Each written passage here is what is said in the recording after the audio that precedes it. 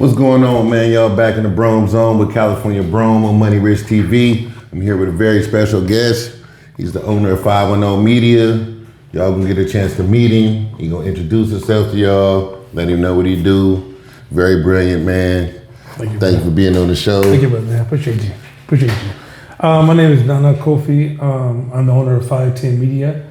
510 Media is a behavior science branding firm company. So we deal with a lot of strategy. And then also I have a nonprofit that focuses on impacting Black entrepreneurs. It takes into consideration the impact of slavery, Jim Crow, and the crack era and how it's impacted our ability to build businesses. And so those are the two things that I've actually been working on for the last 20 years in Oakland, California. That's deep. Yeah. That's deep. Yeah. So you say y'all focus on, wait, before we even get that, it was so deep, I wanted to just jump like, you just blew me away. Okay, let's start from the beginning. All right, where was you born? Where'd you grow up at? So I was born in Oakland, California, East Oakland, 69ville.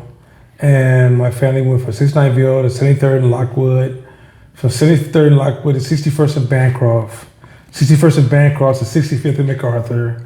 From 65th and MacArthur, I went to near School Street. I can't remember that street for the rest of my life. Coolidge. Yeah. So I went around Coolidge area, near the Pleitner area. You might know about the Pleitner area. And then stayed a little while in West Oakland, off of 35th Street, and then and now I'm back in East Oakland. Okay. Yeah. And what was your family dynamic growing up? Mother, father, brother, sister? Yeah, so I come from a unique family. My father was part of Special Forces in his early days. And then when he left the Special Forces, my father joined the Black Panthers. Mm-hmm. And when my father joined the Black Panthers, well, let me just be very transparent. The Black Panthers had two sides working. They had the legitimate side, and then they had the underground side. So my father was kind of like a hitman for the Black Panthers. So when they was pulling money from the dope game, my father would maybe be one of the people that may come see you. But at some point, the Black Panthers didn't approve of his moves. So then my father broke away from the Black Panthers after they ran up in the house, kidnapped him, beat him down. He got away, ended up becoming a drug dealer himself, and won Pimp of the Year in 1973. I'm not even exaggerating these stories, man. So I have an interesting pops, man. And then my mother, which I have a lot of her spirit, she was one of those people that said, like, if you told her she couldn't do something, you'll find out quickly she can. So my mother was the first person I ever seen read a book. And as well as my mother was the first person I ever seen cuss a white man out. And so my mother was one of my also tough heroes, my father and my mother. And so my father, I remember when I was a youngster, he took me to go see Scarface, the movie. And what he said to me was, he said, okay, after the movie, he walked me down the street. He says, all right, son, you know I'm a dope dealer. I can either raise you in this world, but everything I've ever taught you in this world actually applies to the square world. He said, the only difference between my world and the square world is we just have a different product. So he said, and he told me, he said, the cost of my world is like, I can never live a life outdoors. If you notice, he goes, I always live behind closed walls because my father had 6 distributors back in his days, and that's all he ever saw. He didn't see nobody on the streets. He didn't see nobody. He didn't see his customers. Only customers we ever saw was when basketball teams would come to our house after they played the Warriors, which was crazy, right? But he never saw individuals. My father had, my father's passed away, so I can say all this stuff. He's long gone. But my father had a fake job as a longshoreman. He would go down to the longshoreman job, open up a newspaper, read his newspaper for like 2 hours, close his newspaper, go back home, and that was his reported form of income. So he looked like he had some type of trace of income. He wore sweatsuits every day, and we had safes in our house full of money and gold. It was insane, right? Man. And so my father had a very strict rules, strict structure. If one of his distributors sold close to a school, they got cut off. If one of your distributors told somebody about him, you get cut off. Like, he had a very structured system. And so I got a chance to watch him run that whole business. Even when we came into his house, because my mother and father broke up. So I would come to my father's house, and everything had a place. if you just move this can from here to here, he would notice it. Yeah. Because his thing was, he wanted to know somebody came in the house while we were gone and was planting, bugs or whatever. So my father was very, very, very high level. Special forces. Yeah, special forces. And my father never went to jail. He ended up dying because what he did was, he was before the crack era. He's freebase era. Okay. And he ended up hitting a freebase pipe, and somehow between the freebase and his bronchitis, it took him out. Took him out. Man, that's deep. Okay. So you think some of his, he was almost OCD, almost, if you move, so, or just real strict attention to detail, You think that rubbed off on you as far as the way you move now today in business? Yeah, I think so too. Because I think, like, if you were to sit with me and watch how I run my company, even run my nonprofit, a lot of structure and a lot of discipline, but yet a lot of freedom to create creativity, because it is important that my team is creative. If you create an environment too rigid, rigidity will break your company. Yeah. And so you have to have a company where people can think, make mistakes, try new stuff. But when you walk into my office, it's like, my office is really clean. That's a rule. Like my business, I've been in business for 20 years. And one of my rules was, if I walk in the office with a stranger, I should never have to apologize for anything. Yeah. And then when I run my nonprofit, we stream a class online every Wednesday night. And I have to run it like a television show, where everything is on point to go. It started at a certain time and ends at a certain time every week religiously. So that structure feels normal to me. It doesn't feel like I'm rigid or I have to push myself, because when I was around my father, he had a structure like that. Yeah. So my father introduced structure early, and he also introduced grit. So I have a lot of grit. Yeah. So I can, it's like one of those things where if you tell me this is a challenge we have, I actually get excited by challenges. And I run through brick walls. It just doesn't matter to me. Yeah, okay. So you moved around East Oakland to the West Oakland, all that. What's your schooling? High school, college? So the funny thing is, I didn't finish college. I was doing good in elementary, junior high. Well, elementary is weird because they tried to get me to read Judy Blume. And that book was so white and so feminine. I was like, hey, this is going to be a struggle here. But then later on, I was able to pick up other books. And it's funny, I was reading science fiction books a lot. But I only read, I think, from elementary to high school, and I graduated from Castlemont, I think I only read maybe 3 books. But at the age of 20, I think I picked up Malcolm X Speaks. And I can't tell you how many books I've read since then. I probably read 12 to 15 books a year. And then the kind of books I don't read like pop science, or I don't read pop business books. The kind of books I read are very dense.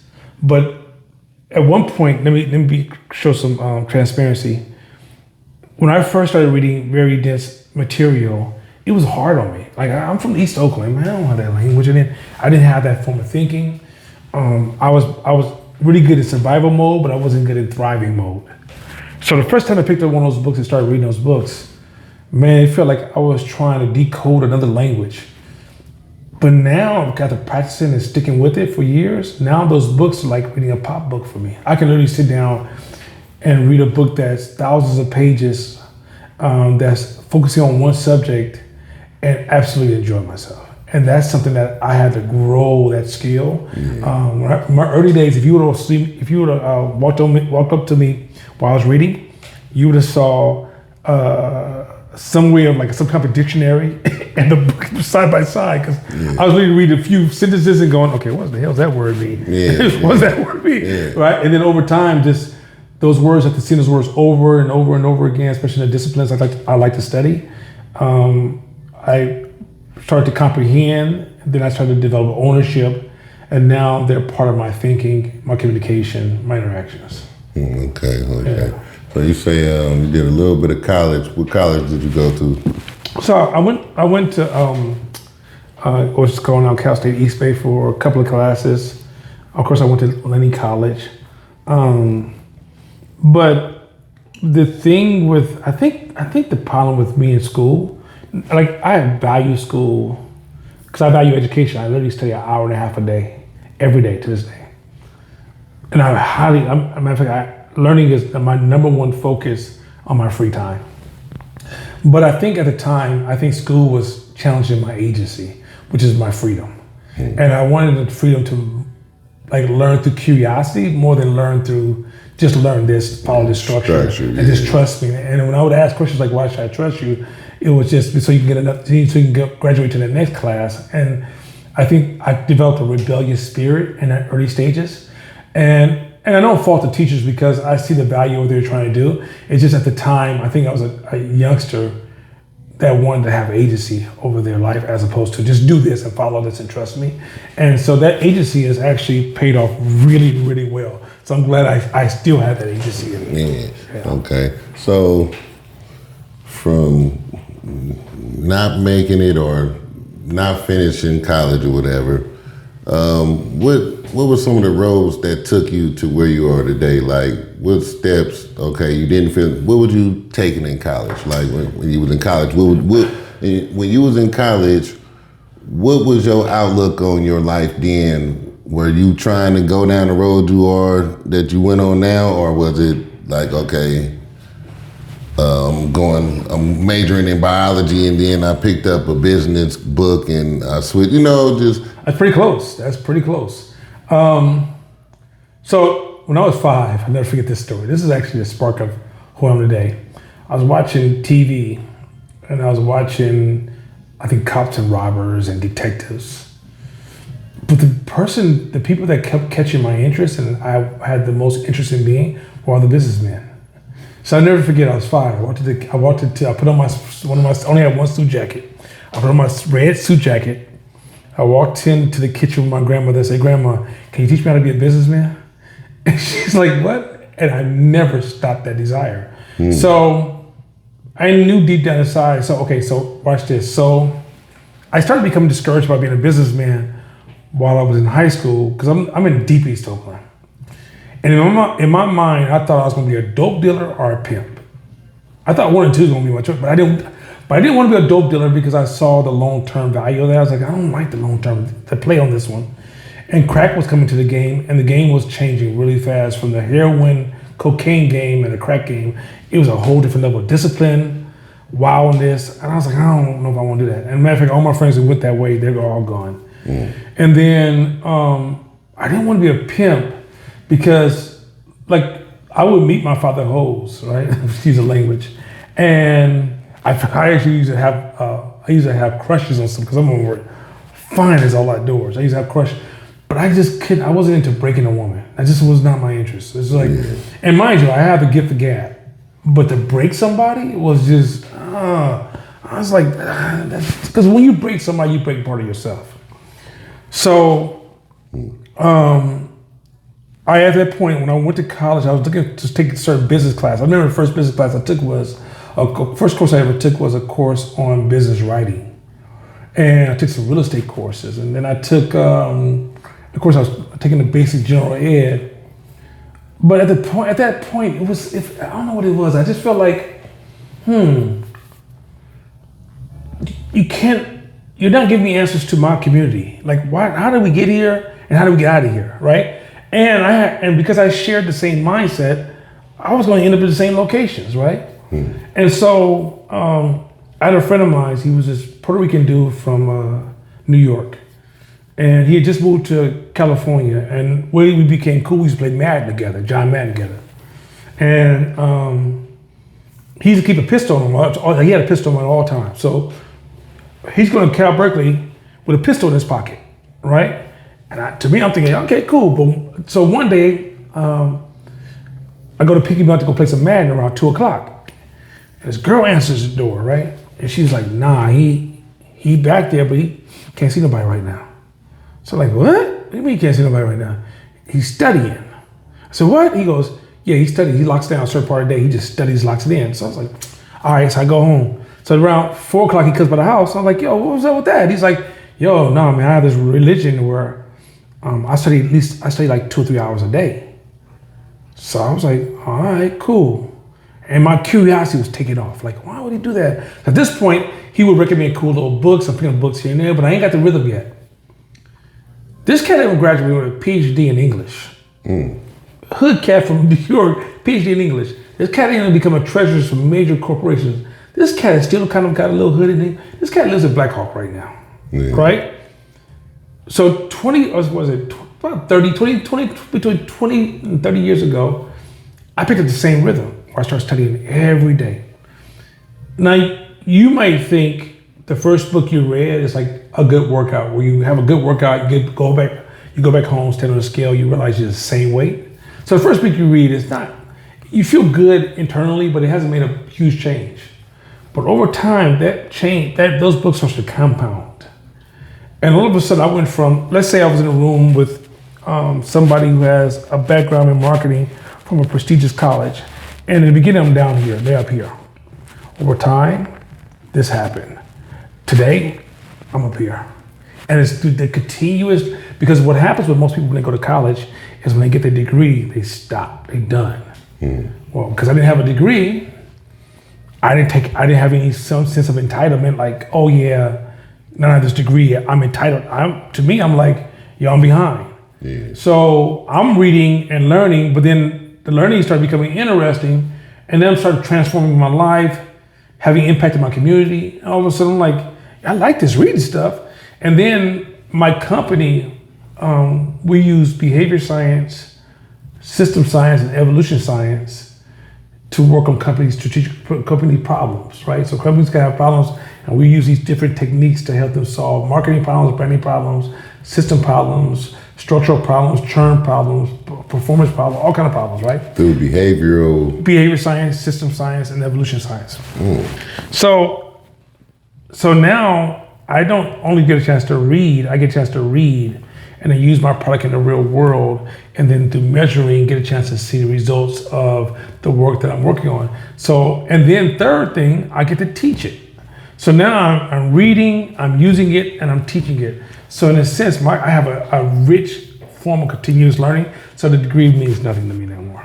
You put that system together, behavioral science, system science, and is it behavioral science, system science, evolution science, and evolution science? Yes, I put the because what? Okay, so I give you why all three. Behavior science is understanding why people do what they do, right? System science is understanding why groups do what they do, because groups behave different than individuals, right? Then evolution science is what are the margins that dictate human behavior. So no matter how much we think we are this and the other, we're still within these margins, right? Yeah. And you have to know, like, how do we get here? Also, like, how we behave today has nothing to do with how wide our margins can go and where we can land on within that system. So we might be sitting in this area when actually we can, like, if you look at human science, like if you look at human evolution, some things we've done as human beings will blow your mind. Like if you go back further, you look at human evolution and how we evolved, how symptoms impact us, how things change as we scale. The more you understand how all three of those come together, which is really understanding how humans show up. For example, I'll give you a simple example. Most human beings are driven by narratives, not reality. So for example, if I told you Google's hiring and Google's doing da-da-da-da-da-da, what I just told you is Google is just a narrative. If somebody created a narrative, it's not the building. This narrative is what makes Google what it is. And then once we all believe in that narrative, we're able to produce products and outcome, right? Mm-hmm. And so a lot of times we'll come in and there may be distortions in your narrative, in your storytelling, and your ecosystem, in your framing, and we'll come in and analyze those things through this thing called ethnography research, but it's called just getting insights, which we listen, we watch patterns, and you know, like Mama used to say, who you think you are and what you really do sometimes can be two different things. Yeah. That's where we sit in that space. And then we're able to look at it, and then we still see you as an expert, but we're able to give you this feedback, this rich form of feedback that help you think to produce better results. Dang. Man, that's deep. And you developed that system on your own. Now, what led you down that path? Like, how did you... Because even still, a person might be like, okay, so what do he do? He helped companies solve problems based on the system he created. So how do you go from being a kid from East Oakland, your father was the Black Panther hitman, you know, you dropped out of college, you know, for something totally different than what you're doing now. So how did you come here? Because you got, if y'all don't know, and I'm gonna show y'all a picture, he got, his company name is on the side of the building. So we're not talking about he operating out of this little space, this little one office studio that we filming in. This man has a building with his company name on the side. So whatever he doing, it works. So I'm just trying, we gonna try to get to the bottom of this, you know what I'm saying? So how did you go from, what led you down this path? Like, how did you, like, what's the first step you take? Okay, you met your friend, he had you reading books and studying. But what were you studying? Okay, what made you? So, raised by a great grandmother who made me memorize every Martin Luther King speech she could get her hands on, to the point I used to know them all. And when I read the book Malcolm X Speaks, up to that point, so this is real. This is a cold story. So at this point, I'm dating whatever sexy woman in front of me. I don't care what race she was. I was dating her because I was young, wild, you know, sowing my oats. And at this time, I was dating with this Filipino chick, and she was a beautiful woman. And I read Malcolm X Speaks, and I remember sitting there. It was a really short book, and I came home because we were staying together. I came home that night. I was like, "Yo, I can't be with you. I gotta be with a black woman," because I realized all these years, because like, you know, when you watch TV, it'll make you really start thinking that you come from slavery. You'll forget you come from Africa. You can forget you come from structure. You can forget you come from a great people. So at this point, I become so damn militant, bro. Like, I move out from her. I used to rock dashikis every day. This was before like cell phones. I used to have a backpack with hella books. Just walking down the street, just like pull my book out, go to a restaurant or something, just chill. I used to be at the Berkeley Flea Market, sitting in ciphers, having discussions.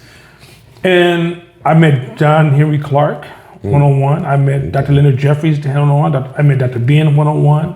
I met, what's the brother name from the Nation of Islam? The dark-skinned brother with the bald head. Khalid Muhammad. Yeah, Khalid. I mean, Khalid. I actually sat in the room with Khalid. Khalid was fire. I sat in the room with Khalid Muhammad. I used to go to early Farrakhan speeches. So I got a chance to really, and back then, if you were pro-black, it wasn't like this new pro-black, but you just have some emotional feeling. You had to read a lot of material before you could open your mouth. Yeah. And so back then, because the elders would just check you like, what are you talking about? And so, you know, studying. So at some point, I got so strong in my knowledge of Pan-Africanism that I can debate anybody on the subject of Pan-Africanism, but here's the problem. How are you gonna tell your people what they need to do when you ain't built nothing? That's the birth of this. So at some point when I told myself, I have to become an entrepreneur and build, because I don't have the right to tell my black people they should be doing this, which really the word should doesn't work anyway, but you don't have the right to tell people what they should be doing with their life when you haven't created anything. Yeah. So I started my first company that led to this company, maybe 22 years ago, and then 20 years ago, I started this company. Okay. And on that journey of growing this company for 20 years, it changed me so much that if the old version of me came here today, I wouldn't hire him. What was your first company? It was just in photography. It was a photography company. Okay. And then what happened was I was like, I don't see just photography by itself. And then we started with just doing photography, graphic designs, and then we went photography, graphic designs, and video. And then we started integrating strategy. And slowly but surely we started growing the strategy monster so big that we kind of dropped photography. We kind of do a little bit of graphic designs. And we still do video because video works with some of our bigger, large clients. And we're more B2B. I don't really deal with like B2C anymore, which, you know, business to customers. And so, because I'm business to business now, I'm mostly strategy. Currently one of our big projects is that we're doing some rebranding for the city of Emeryville. Okay. And so, but we've done projects from City of Emeryville, the Warriors, Google, Stanford Scripts, City of San Francisco, Alameda County, City of Oakland, Margaret E. Casey Foundation. I mean, we have, when I say we have a huge base, all the hospitals, where we have really good, rich, strong clients. And so, yeah. And that's right on, you man. heard he named about 3 or 4 cities that he helping them strategize. Y'all got to understand the scope of what he helped the Warriors. He helping $1 billion company. You know this. So you. Okay. So let's break this down. So you took. Because I heard when you said earlier, like just being about your people, and which was, I guess, embedded from your father being a Black Panther. So, and you chose not to go into the drug dealing. So, based on the impact that it had on your people and stuff, or just how the structure of the game was affecting the community. Yeah. So now you took pro-Black knowledge and that foundation of just being hungry for knowledge and being able to debate a person on power to the people, empowering your people. I'm not gonna say power to the people, but empowering your people. Yeah. And then had an epiphany and realized that I can't help my people unless I can really show them and have something here of structure to be like, okay, I can help my people based on what I can do through this company. And then turned that from photography and graphics and video to helping $1 billion companies strategize ways to make more money and make their companies better. Yeah. Get the fuck out of here, man. See, man, don't ever, man. See, all right, I'm gonna touch on this because you're the first person who I ever heard make that type of transition, like just based on what kind of like, just like you say, this pro-Black today ain't the same as pro-Black 20 years ago or even 30 years ago. 40 years ago at this point, you know what I'm saying? So to take that foundation and turn it into a multi-million-dollar company, to be able to help billion-dollar companies is fucking phenomenal. Thank you, man. Thank you, man. And this is coming from a person who said, man, I thought I was gonna be a pimp or a drug dealer. You know what I'm saying? So let's take time to understand that and grasp the foundation of where he came from to where he is now and how he used all of that energy to be able to help his people moving forward and even in helping companies too, but still helping his people. So, man, whew. So now you got your company started, and you said, okay, now let's go back to what you said. You said today you wouldn't hire your old self. Nah. I mean, don't get me wrong. I think if I sat with my old self, I had time, but see, before I could help somebody, I had to take the journey for myself. And a lot of things that's holding us back when we're down here is the stories that's surrounding us, the way we think. And when you have to break that way of thinking, it's hard, man. It's not easy because some of those thoughts are tied to how much you love your mama, your family, your community. And then the more you break those ways of thinking, you develop a different language to a point that if I'm in the hood right now, most of my family, a lot of my family still, I have half my family still in the hood. So I got some cousins with the shit. If I'm around them, we playing dominoes, I can't talk. Because we have a translation gap. Because, okay, I'll give you an example. the average barbershop talk doesn't fit my world because there's things we see that the barbershop can't see. Imagine, I'll give you a small example. Imagine if you watching LeBron complain about being fouled.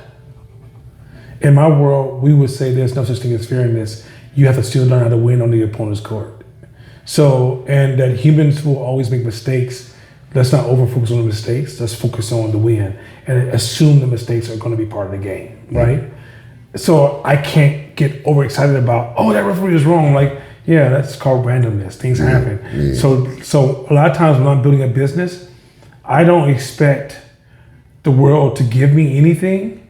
I'm assuming chaos and still have to build strategy that embraces the chaos that will confront me, right? As opposed to building something with the assumption that it's called meritocracy, which is if I work hard, the world will give me something. And that's just not how it works. And so there's so many different principles that we have to hold to navigate the way we navigate. And so now when I'm trying to help my people, also giving my people speeches sometimes don't really work. You got to build ecosystems where they can get rewards and benefits and take care of their family from these new ideas. Otherwise, if you give me a new idea and it's not helping my life any better, it's going to be invaded with another idea, and before you know it, it's going to sound like some, no offense to me, but like Umar Johnson, I don't understand his ideas because it's so much stuff mixed together, right? And so yeah, it's just one of those things where like I learned so much, and I changed. Like my ego had to be broken. I had to learn to serve. Like if you're a business owner, you don't impress customers. You serve customers, and if you're serving customers, it ain't about you. You gotta learn how to be humble over being gangster or being or being tough, because you don't learn when you tough and you gangster, you blocking information. Right. So I think you gotta learn. You also learn how to turn down. You have to build a good relationship with friction, because friction reveals hidden truths. You gotta learn how to listen to people. You gotta learn how to say "fuck my emotions."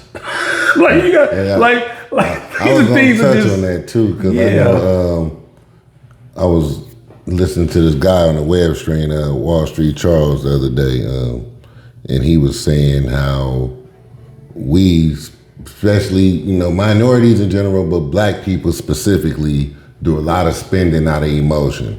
I'm happy today, I'm spending. I'm mad today, I'm spending. It's just, and we spend, but it's like, and he trying to say, okay, you need to invest, and with that being said, I just noticed that a lot of our life is controlled by our emotions. Even we dieting, men and women, everybody. We eat out of emotion. Our eating habits are attached to emotions. Yeah. Okay, we go to McDonald's. So you can't get rid of. It's called emotional intelligence. You got to become intelligent, develop emotional intelligence, not remove emotions. There's no such thing. Men and women both are emotional. There's no such thing as women more emotional than men. Nah, it depends on what you're talking about. Let a man buy a brand new old school, and you go sit on top of his hood and watch him get highly emotional. There's just these rules of So I think we have emotions about different things. See men watching the game. Exactly. When you watch men watching the game, or when you watch like Gilbert Arenas and they're arguing and getting all tense, you're like, why are you getting so emotional, right?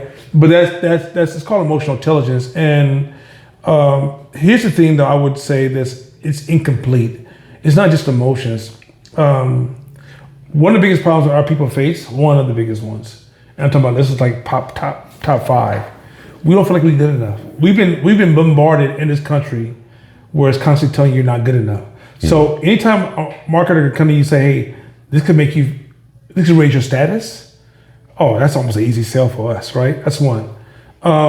So you get when you don't feel like you're good enough, you want to buy things to raise your value in your community, and that becomes a pocket leak. Second thing you talked about earlier is that, yes, we should invest more, but it's hard to invest if you live your whole life in scarcity.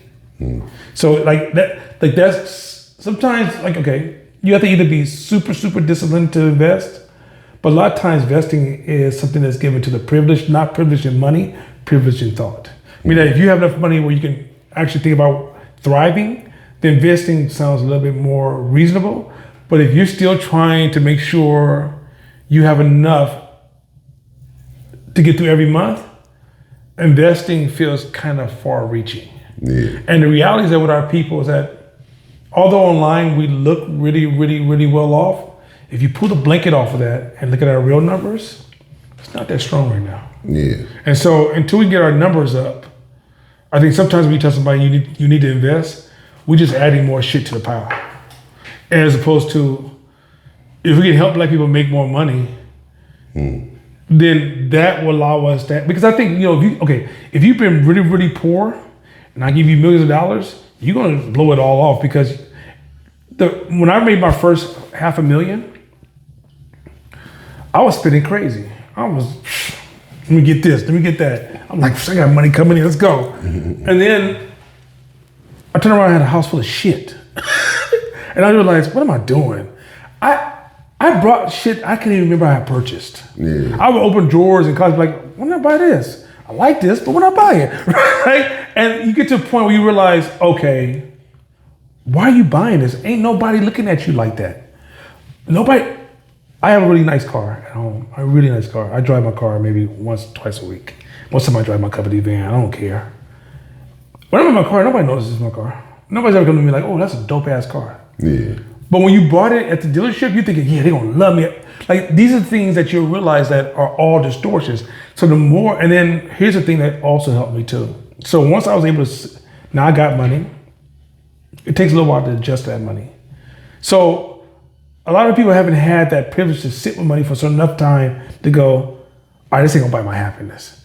Then the next stage for me was, it took me 3 years to start investing. I knew about it, but 1, it was intimidating. 2, it's confusing. 3, you have to change the way you think. If you think, the way you've been coming up, the industry will take you down overnight. But if you have to think differently. And so it took me 3 years to adjust my thinking. Dude, do you know what it feels like every month when somebody just drops $7,000 to $8,000 in your account every month while your money just sits there? Just drop $7,000 to $8,000. You're like, wait, just gonna drop that money in my account? And on top of that too, watch this. This is even crazier. I think I drop at least $1,000 a month in my personal. So I have personal. So all is my money, but it's all divided. So I got $1,000 a month coming over here. I got $2 million over here. I got money that's diversified, right? When you start seeing that money compound, so now if you say you want to buy this new Harley for 30 grand, I think about that 30 grand compounded over 5 years, and that sounds to me like 100 grand. So I'm like, nah, I don't like that much, because I'm trying to see money differently. Yeah. But that took so much time to transform my thinking and my feelings, my emotions.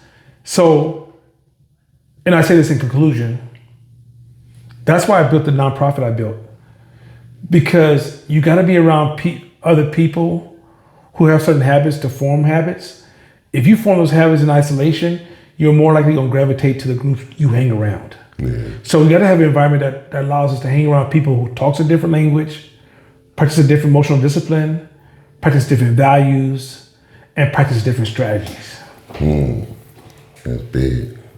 So even if you change yourself, if your circle still... Oh, you won't. You don't have a chance. You don't have a chance. I don't give a shit. There's not a book you can read, not a degree you can receive that will allow you to override the people you hang out with. It's not a chance. That's deep. So remember that. The circle you hang with... It's everything. Might be the circle you really hang with. Hey, that's fire. That's fire. That's fire. That's fire. So you said... all right, let's ask a question. I know everybody want to know. So you said you got the first 500,000. How old was you when you made your first $1 million through the company?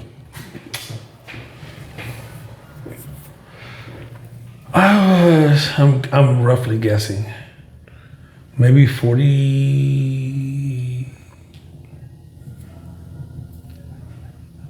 No, was it? Either 49 or I'm 58 right now. Okay. So it's between 48 and 50, somewhere in there. Okay. Yeah. I started the company when I was 37. 37. Yeah, Okay. yeah. So 10 years of grinding. Yeah. So 10 years. The first 5 years of grinding of a business is real grinding. First of all, the first 5 years is the years you're the most fragile. When you first start a business, your business sucks. I don't care who you think you are, your business sucks. Those first 5 years are actually molding you through friction. And I got so broke at one point that I only had $20 a week to feed myself. I was at a discount grocery store buying Cornish game hens. I'll never forget this, potatoes and eggs. And I make those Cornish game hens, potatoes and eggs last a whole week. Now, I was with who's now my wife at the time, and she's working at Google, so she had money. And she was like, babe, can I give you some money? I was like, oh, whoa, we're not doing that.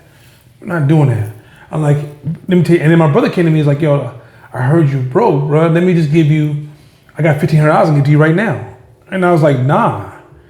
He's like, what the fuck is wrong? Like, I heard you was in bed having stomach aches. I was like, yeah, but no. He said, why? I said, because something about me got me here, and I don't want to come back here again, and I need to figure it out. So this pain is going to help me figure it out. Where if you relieve the pain, it's easy for me to go back to those old habits. And that time of me only having $20 a week to eat off of, which lasted for like maybe 3 months, it broke me, but it was almost like a phoenix effect. It killed off the old version of me and birthed a new version of me. Rebuilt you. And that person there started taking off, just started taking off. And you saw a climb, but that first, when you first start a business, it's like same thing with working out. They call it the valley of discouragement, because there's a long period where nothing happens. And you grinding every day. I was working so many hours, my wife's mother told her, oh, he gotta be having another woman, because no man works that many hours. And I was really working that many hours. I was working that because I was really trying to figure out how to make it work. Especially when you cover all your bills, you cover payroll, and all I have left over is $20.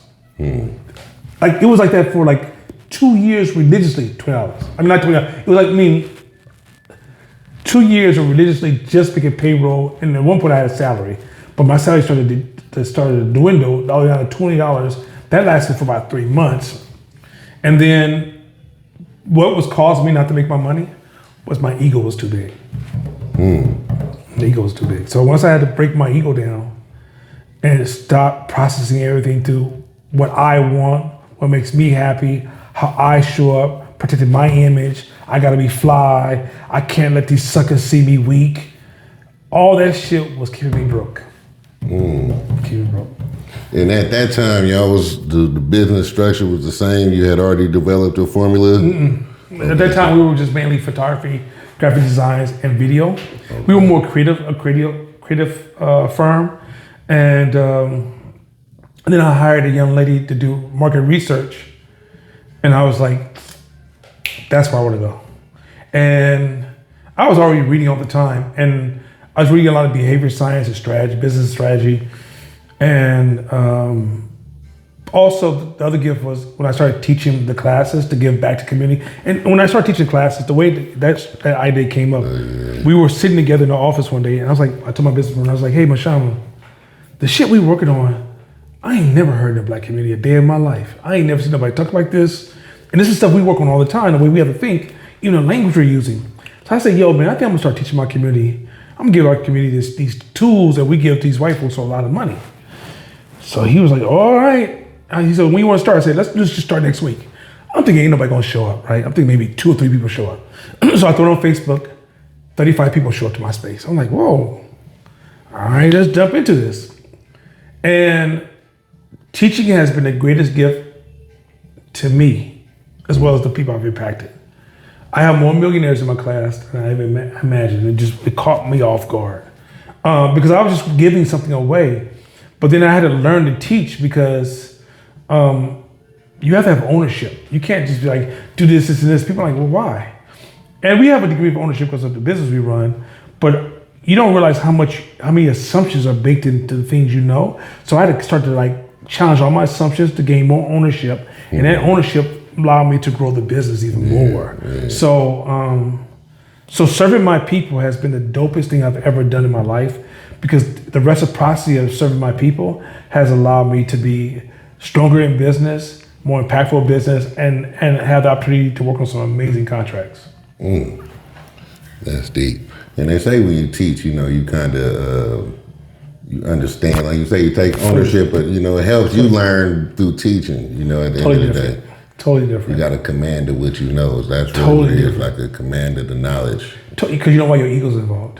Your ego's like, so you want to stand in front of these people, highlight this very complex idea. Like, okay, so in business, most of the ideas are abstract. Abstract, you can't see them, can't touch them, but they're about as real as hell. So a lot of times when you teach an abstract idea, you may struggle with creating tangible examples so the brain can embrace this complex idea that will manifest reality, but you can't see it. So when people start to challenge those questions and ask you questions, and also too, I got to take these really complex ideas and teach it to my people who are like, don't know what the fuck I'm talking about. Yeah. So it's like, I have everybody in my class from high performing college students to, I didn't do no college at all, from hood to square as hell, from young to older. And I got to translate. So when I'm translating, you understand the amount of ownership I have to have, translate to all those different minds. So when they get it, so I can sit a 8th grader in front of me right now and explain to them some very complex ideas. So learning to translate means you have to really own it, because you have to take a complex idea and make it simple. Yeah. Oh man, that's the greatest gift in the world. Yeah, that's the best form of teaching too. Yeah. Being able to take this grand schematic breakdown and be like, well, this is it. Yeah, it's that simple. And I'm talking about, and because I'm from I have the hood, I'm a hybrid kid.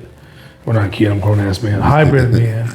I can use hood examples, sport examples, real life examples that we all seen, and teach some of the most complex ideas that I still use in business to drive a lot of strategy, impact. That's deep. That's deep. Now, how do you feel like? I know the space that you're in. I'm pretty sure. I know. Okay, let's talk about the space you're in. How many businesses are there like yours, as far as like that might be your competition? Like, how many strategic firms is it out there that just go around helping businesses strategize? Well, okay, so I'm gonna give you a business answer, then I'm gonna give you the answer you're seeking.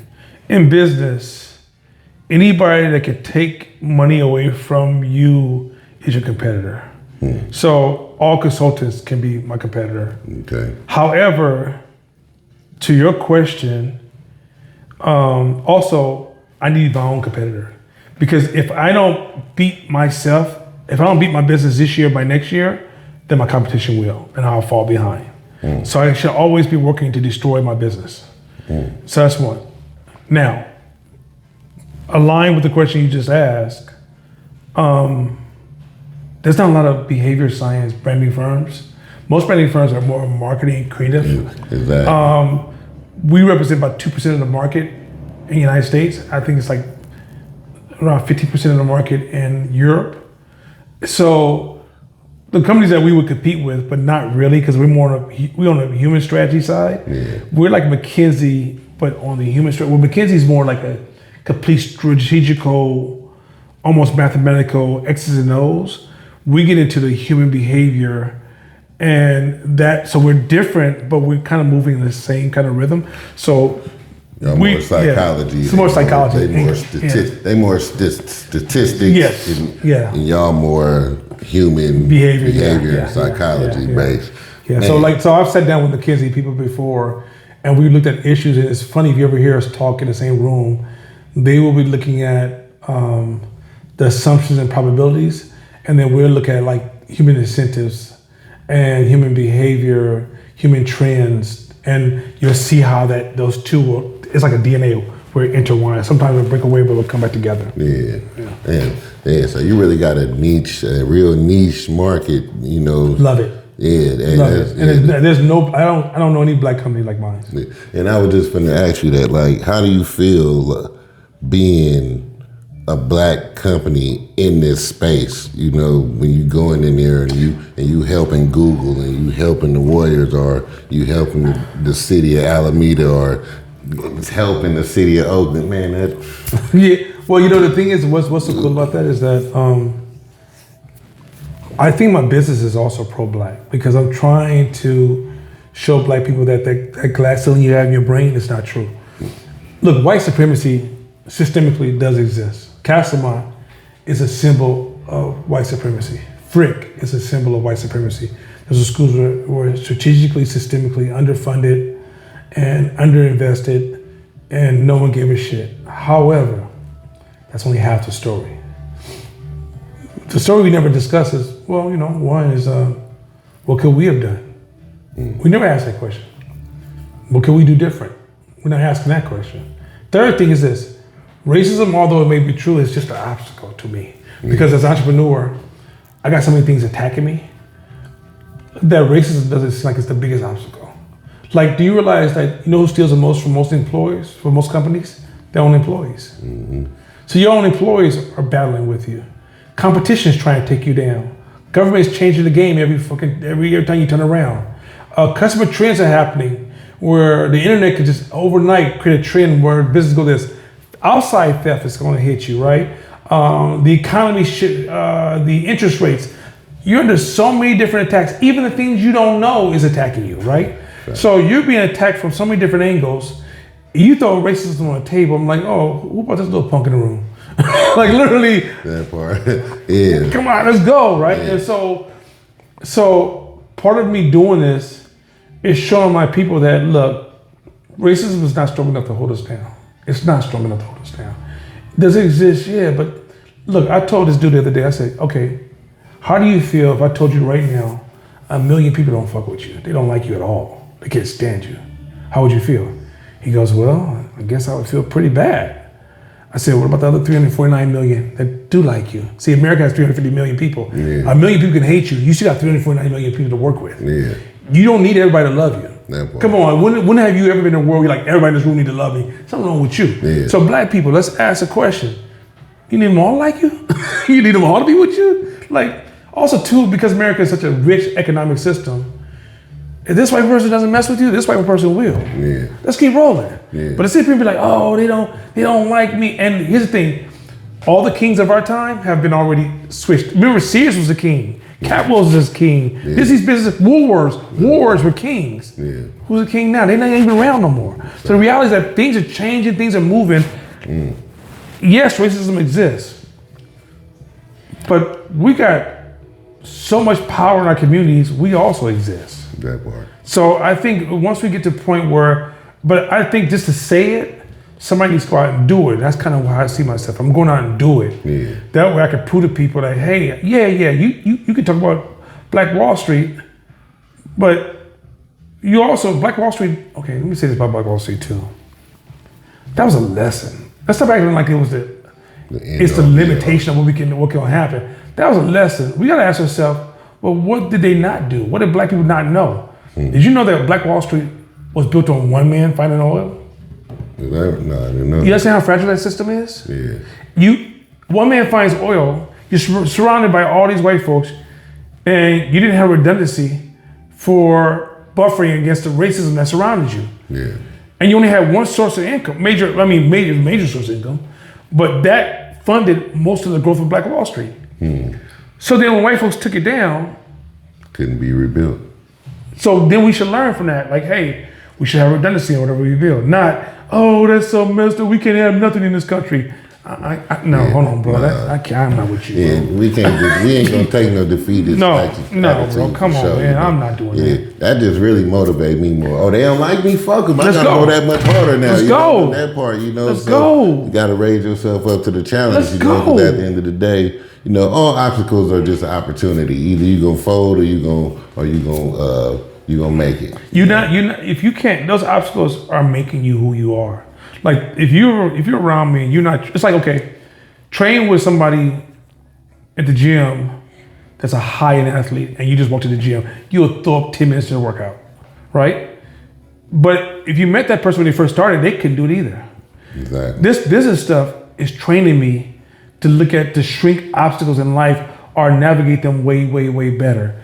If I that is an absolute requirement. Otherwise, I've been gone, right? And in business, here's the thing too. I still could fail tomorrow, but the kind of animal I am, I will be back weeks and months later because I'm rich with techniques and skills that allows me to navigate uncertainty and randomness. And so, but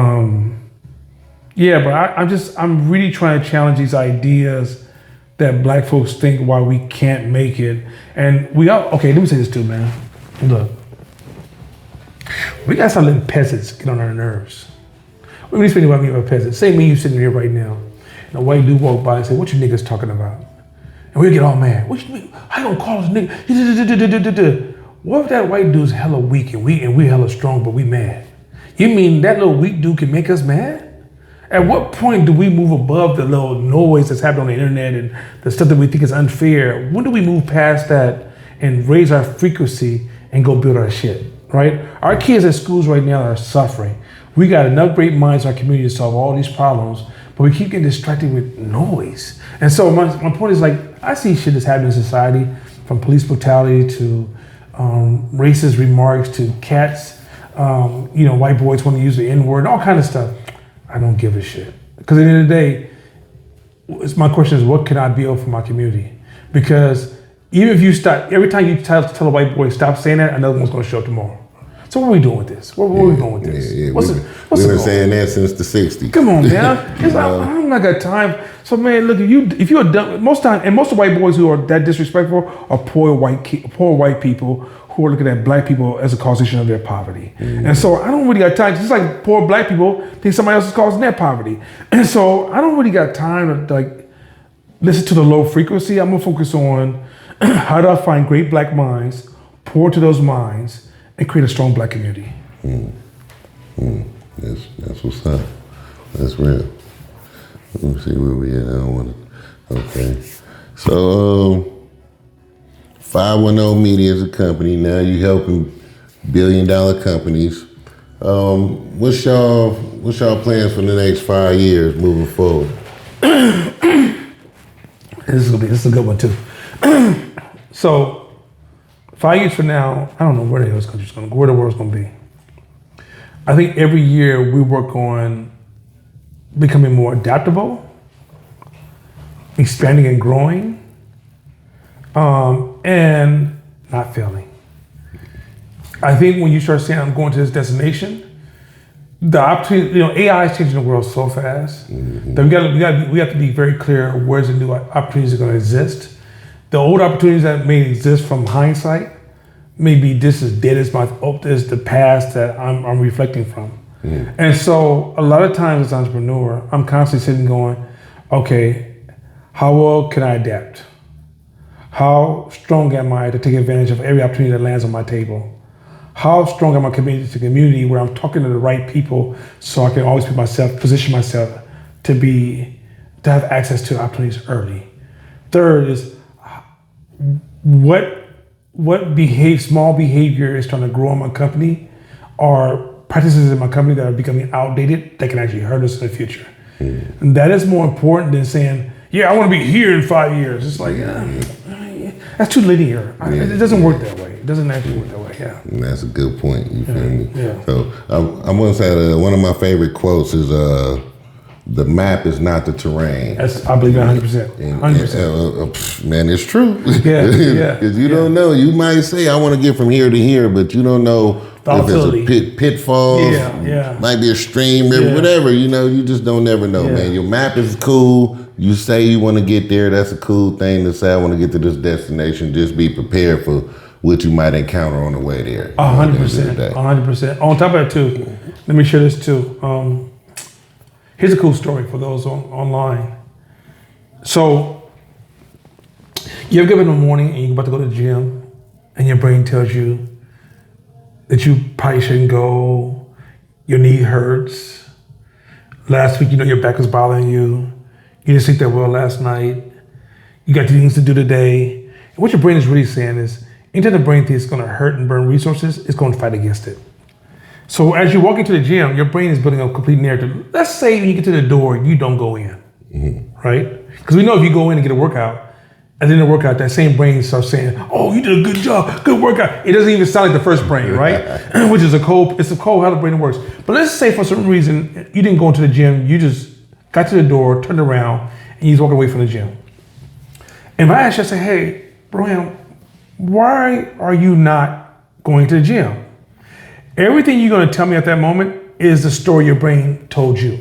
You say, "Oh, because my back last week, I got things to do. Plus my knees been bothering me." You're going to just repeat. Now, none of that's true. Because if you went to the gym and worked out, you'll find out it wasn't true. But your brain's going to try to use everything it can to prevent it. So what you did was you created a narrative in your head that now you echo to me. Now let's say when you tell me that narrative, I say, "Yeah, man, I've been going through the same thing, man. Let's go to the bar right now." So now I'm supporting this narrative that's not true. And now you're on some other journey where you're taking these empty calories that's going against everything you're trying to do at the gym. The reason the map is not the terrain is because human beings are putting narratives on top of reality every day. And some of those narratives are so thick that we can't even see reality. So even when you say, "I'm gonna start my business," your business is based upon a narrative and it's nowhere near reality. And the reality is that in order for you to be successful in business, you have to have a relationship with reality. I used to say this thing when I first started my class. In order to master reality, you have to start practicing make-believe. You don't realize your brain is a narrative creating machine. It can start creating so many narratives that even with your good intent and all your intelligence, you're only operating on top of narratives and you're far removed from reality. Man. See, and that's the type of game y'all gonna get. Y'all go to his class, man. So, all right, so let's break down. He teaches the class every Wednesday. We're gonna let you give him the whole date, time, place, and all that. And I just want you to give people a little rundown on what they could expect and what type of people can gain from coming to your class. So, the name of the class is 510 Media Hope Foundation. So, 510 Media Hope Foundation. Maybe put that in the notes. Okay. Two, one is that a couple of things. I'm gonna highlight the importance of why this class is important. One, you have to hang around other entrepreneurs to become a strong entrepreneur. If you hang around people who are not entrepreneurs, you're going to be in this internal war that will weaken your ability to perform. Two, you need feedback from your peers. Feedback from the community is totally different than feedback from your peers. Peers will give you this harsh communication that ain't going to feel too good. Third thing is that you have to, it's like playing sports. You can't go to the NBA and practice the first year and never practice again. You're only as good as your practice. So as entrepreneurs, you need an environment where we normalize practice. Everybody's practicing, everybody's changing what they're learning. Because you don't learn based upon a need, you learn before the need shows up, right? Fourth thing is that we're introducing new ideas and concepts and principles, and each year in the class is never the same. So we're introducing new ideas, and sometimes we'll loop some subjects, because some subjects you have to kind of repeat over and over for the human brain to get it. But we're teaching all these really, really, really complex ideas, but in a way that highlights, that simplifies so you can have ownership, so you don't feel like only the smart people can have this information. Next thing, which is one of the more important things, is that we looked at what was keeping Black people from performing at a certain level. We realized that slavery broke us and created dependency. Jim Crow continued to keep that system alive, but also created structural distortions. And then the crack era brought in so much trauma that trauma often shows up when we run our businesses. So the curriculum, or the pedagogy, is designed to look at our challenges. Now we do have Latino students who's like, "Yo, this applies to us too." We've got some poor white kids in our class like, "Yeah, that applies to me too," right? Yeah. So there's relevant lessons, because I'm not teaching I'm teaching high business principles, but I'm making them relative and showing them how they apply to us. Now, I'll say this. Self-help classes are trash. All the self-help programs, those seminars, I can't begin to tell you how much trash is in that space. I hate those programs. Because they don't give you they try to treat business as if it's this short-term decision-making thing when it's a long journey, and it's a lifestyle adjustment, right? A mindset adjustment. Yeah. I hate the word mindset because everybody uses it. Other thing is that if you take my class, I'm probably going to irritate you the first 6 months to a year because I'm talking a different language and I'm going to challenge everything that makes you comfortable. But after you get past that point, it's like a martial art class or going to a professional training. Once you get past that point, it's almost like you change your lenses. You're gonna see a whole different world. But I promise you, if somebody's teaching you to become a stronger business person, they probably should irritate you. If they don't irritate you, I make it even colder. Most people who are manipulating us in the fake business world, we created them. You know why? Because you like what they're saying because they ain't saying too much different than what you already know. Mm-hmm. So they ain't really changing you. So they able to pull thousands of dollars from you, but they ain't really said nothing to you. Yeah. The person's gonna change you. It's gonna feel foreign to you. You're not gonna like them sometimes. And sometimes you might even wanna call them names. That's the person you should be listening to. Mm. That sounds about right too. And trust me, all these people are going down right now who are running all these fake guru programs during COVID. I went back and I said, because I saw the trend happening. All these get rich quick and all you need to do. There's no such thing as all you need to do in business. It is really a compounding of growth. But anyway, all you need to do and all this trash talk. Also, too, like business is boring sometimes. Learning business is not fun. Yeah. Now it can become fun once you start to like you're learning and you get a reward for your learning. So now it's tied to but when you first start, you're like, whew, okay, shit. I try to make my class I wear hoodies in class when I teach. I use kind of a hip hop undertone because that's kind of how I talk anyway.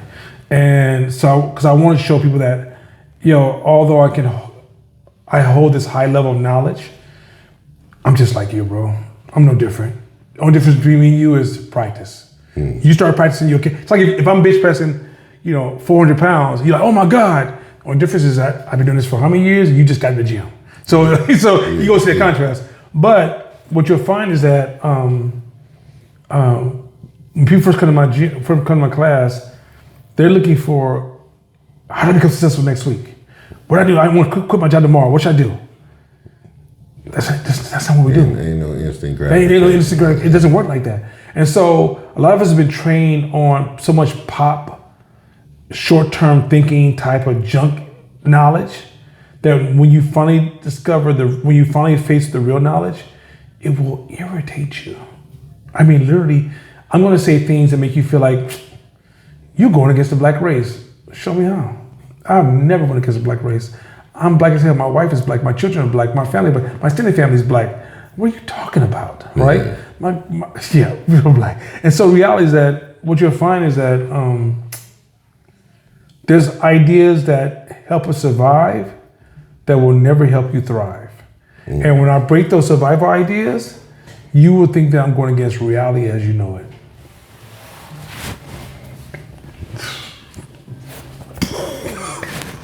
Man, I want to thank you for letting me invade your space, man. Oh, man, come on. You my brother for life. Some of this game from me.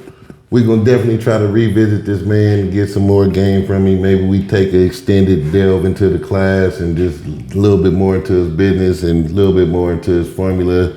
But, man, I felt like I was on a roller coaster. That was intense. I don't know if it was intense for y'all. I like this type of knowledge and information, man. It was intense. I ain't gonna lie.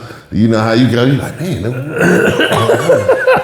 adrenaline pumping. But all right, y'all. 510 Media, man. I'm gonna put the link in the bio or the link in the channel. Let y'all know about where y'all can try to find this class. Tap in with him, man. It's the Brome Zone, California Brome Money Rich TV, man. 510 Media. 510 Media. Y'all check them out. And if y'all trying to start a company and you want to learn some business strategies and first change your way of thinking toward business, because believe me, I went to the class. I'm not speaking like I haven't been to the class. That's why I brought this brilliant mind here, because I know brilliance when I see it. You feel me? Man, All right, but we gonna get up out of here, man. Hey, y'all don't know how we kick it, man, for real, man. This man is brilliant, for real. I need to enroll in the class, because y'all ain't paying me. But anyway, California Brome, the Brome Zone, Money Rich TV, man. Tap in, man. We gone. Whew.